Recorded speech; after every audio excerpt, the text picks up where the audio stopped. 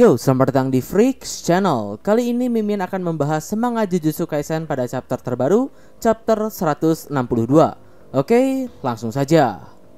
Seperti biasa pada chapter sebelumnya, kita sudah diperlihatkan kalau Yuji dan Megumi telah join ke dalam The Cooling Game.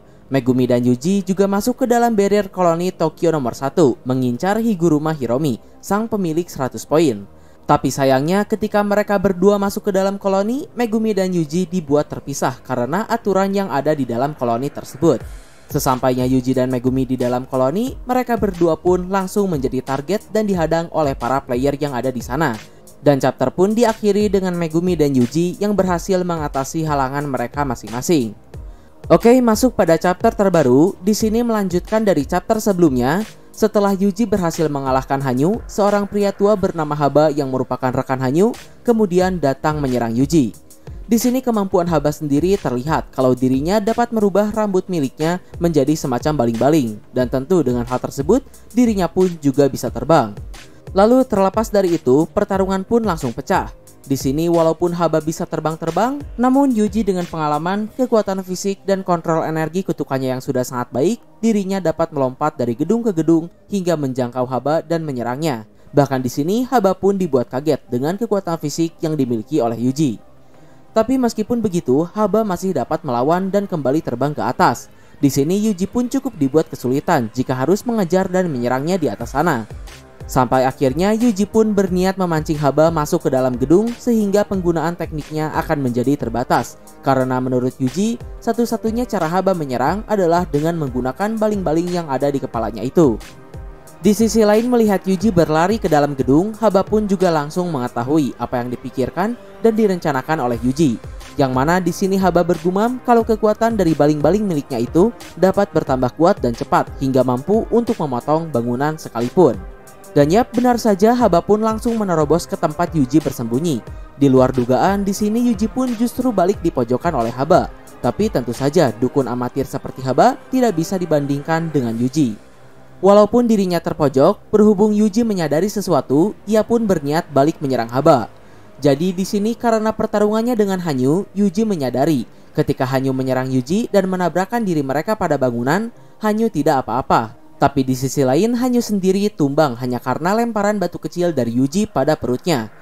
Jadi di sini Yuji beranggapan semakin jauh bagian tubuh dari tekniknya, maka semakin lemah pula pertahanan yang dimilikinya. Berhubung teknik milik Hanyu ini ada pada rambutnya, maka dari itu area di perutnya menjadi lemah. Yang mana hal tersebut juga seharusnya berlaku untuk Haba, karena teknik mereka sama-sama ada pada rambutnya.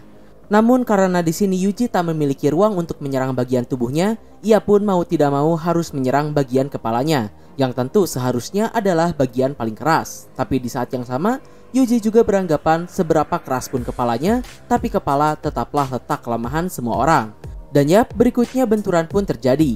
Haba menyerang dengan baling-baling yang berada di kepalanya, sementara Yuji menghantam kepala Haba dengan boga mentah miliknya, dan alhasil gerakan Haba pun langsung terhenti dan tumbang seketika karena di sini dirinya menerima luka yang cukup parah.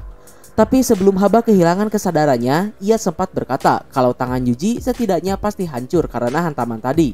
Namun kenyataannya lengan Yuji baik-baik saja.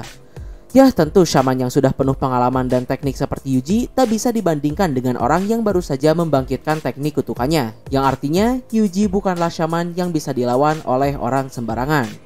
Oke, berikutnya setelah mengalahkan Haba, Yuji kembali tidak sempat menanyakan tentang keberadaan Higuruma Hiromi karena Haba keburu tumbang.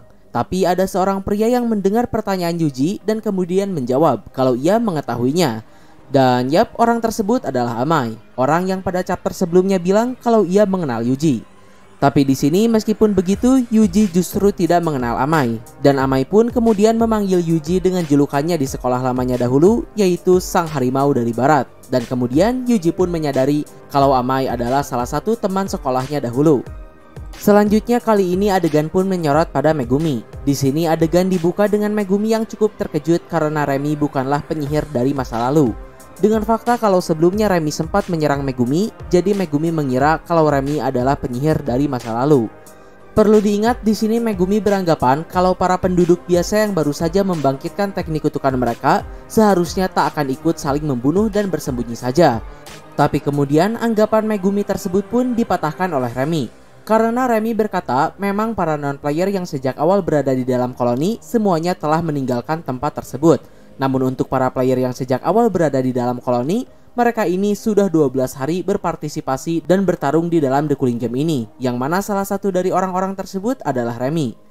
Menurutnya dengan dirinya yang sudah 12 hari berada di dalam The Cooling Game itu sudah lebih dari cukup untuknya memahami situasi yang ada, di mana jika dirinya ragu sedikit saja untuk membunuh, maka dirinya lah yang akan terbunuh.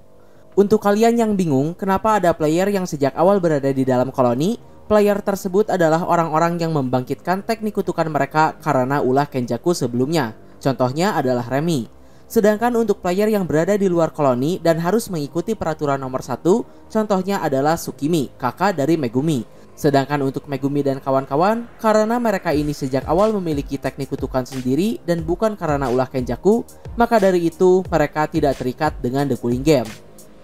Oke, kembali ke cerita. Di sini Remy pun juga kembali menjelaskan pada Megumi kalau dirinya harus berhenti berpikir kalau Shaman baru dan Shaman lama ini adalah dua hal yang berbeda.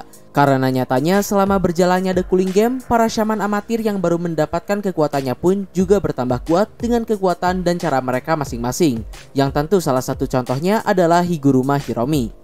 Mendengar pernyataan tersebut, di sini Megumi pun mulai khawatir pada Yuji karena sebelumnya Megumi sempat berkata pada Yuji untuk memberi kesempatan pada orang-orang yang baru membangkitkan teknik kutukan mereka. Karena kenyataannya, justru para Shaman baru tersebut pun juga tidak akan segan untuk membunuh. Ya, terlepas dari itu, kali ini adegan pun terbagi menjadi dua bagian, di mana Yuji dan Megumi sama-sama menanyakan keberadaan Higuruma pada masing-masing rekan baru mereka. Yang tadi diduga dua orang tersebut memberikan jawaban yang berbeda. Di sini Remy berkata kalau ia mengetahui rumor yang samar tentang keberadaan Higuruma yang berada di distrik Shinjuku. Sedangkan menurut Amai, semakin kuat seseorang, maka mereka akan berada di tempat yang paling menguntungkan, di mana terdapat sumber daya yang banyak di sana, seperti makanan dan lain-lain. Lalu Amai pun berkata kalau Higuruma berada di distrik Ikebukuro. Yap, di sini benar-benar tak terduga. Kedua orang tersebut malah memberikan jawaban yang berbeda. Yang tentu di sini Megumi dan Yuji akan semakin terpisah satu sama lain. Yang mana menguatkan opini Mimin pada video pembahasan Jujutsu Kaisen sebelumnya. Jika Yuji dan Megumi semakin terpisah, kemungkinan Sukuna akan keluar. Tapi terlepas dari itu, sebenarnya di manakah Higuruma berada? Jika dilihat dari penggambaran ekspresi di sini, terlihat kalau Remy lebih meragukan. Tapi tentu tidak menutup kemungkinan kalau Amai pun juga bisa saja menjebak Yuji. Namun jika dilihat dari kondisi aslinya yang Mimin baca dari wiki, distrik Shinjuku dikenal sebagai pusat pemerintahan kota Tokyo dan juga banyak tempat hiburan seperti bar, bioskop dan lain-lain di sana. Sementara Ikeburo justru terkenal sebagai distrik hiburan dan komersial, yang mana di sana terdapat sebuah pusat perbelanjaan besar yang artinya tentu di sana akan tersedia sangat banyak sumber daya. Jadi jika kita melihat dari faktor tersebut, maka perkataan Amailah yang lebih mungkin.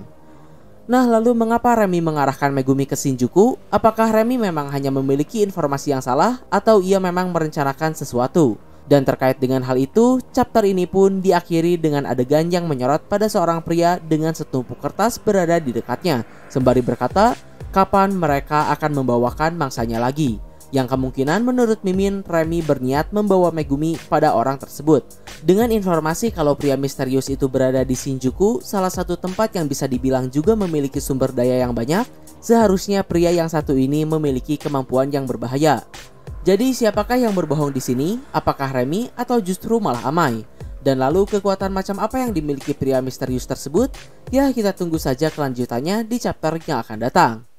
Nah, mungkin kurang lebih itulah pembahasan Jujutsu Kaisen pada chapter 162 ini. Like, share, subscribe kalau suka, komen bila ada kritik dan saran. Terima kasih telah menonton. Ciao.